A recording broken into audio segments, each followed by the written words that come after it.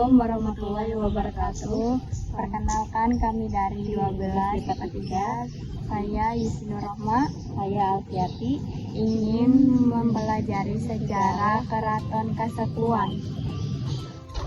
Sebelum kita masuk, wajib membeli tiket di loket.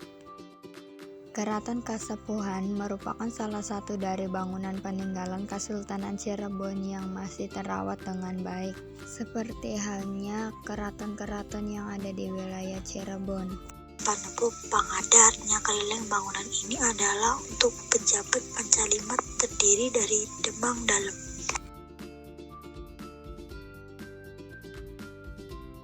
Pintu Regol. Bangunan ini berupa pintu gerbang yang fungsinya untuk menyaring pertama para pendatang yang masuk keraton.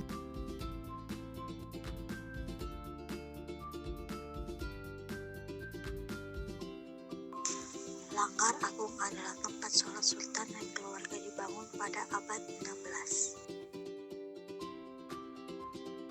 Bangunan ini adalah tempat duduk yang bernama Salmogiri, di mana penduduk ini ditabuh setiap waktu sholat.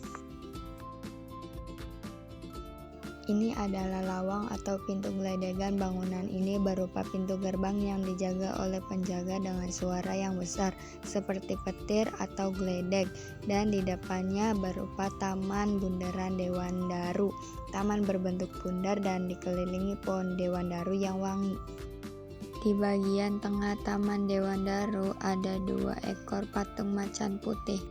Patung macan merupakan simbol Kesultanan Cirebon, penerus kerajaan Pajajaran. Di depan patung ada sebuah meja dan 2 bangku dari batu, serta sepasang meriam. Ini adalah Pandopo Sri Manganti. Bangunan ini berfungsi sesuai dengan namanya, yaitu sebagai tempat menunggu keputusan raja. Bangunan induk keraton merupakan tempat sultan melakukan kegiatan kesultanan.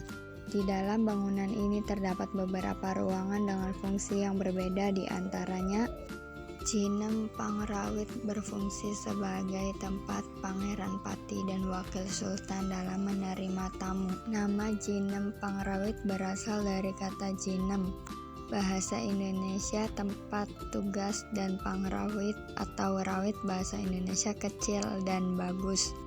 Berlantai marmer, dinding tembok berwarna putih dan dihiasi keramik Eropa. Atap didukung 4 tiang saka kayu dengan umpak beton. Bangunan tanpa dinding yang disebut gajah nguling, gajah los, belalainya bengkok. Bentuk bangunan ini tidak lurus, maksudnya hidup ini harus irit, tidak boleh boros.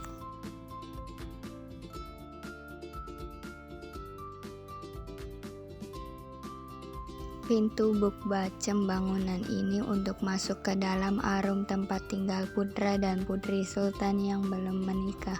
Gerbang ini dibuat dari batu bata berbentuk lengkung. Langgar Alit, fungsinya untuk tadarus setelah sholat tarawih, kemudian membunyikan tembang, dan difungsikan juga untuk peringatan hari besar Islam. Bangsal Pringgadani, fungsinya untuk menghadap para bupati Cirebon, Kuningan, Majalengka. Juga sewaktu-waktu dipakai sidang para warga keraton.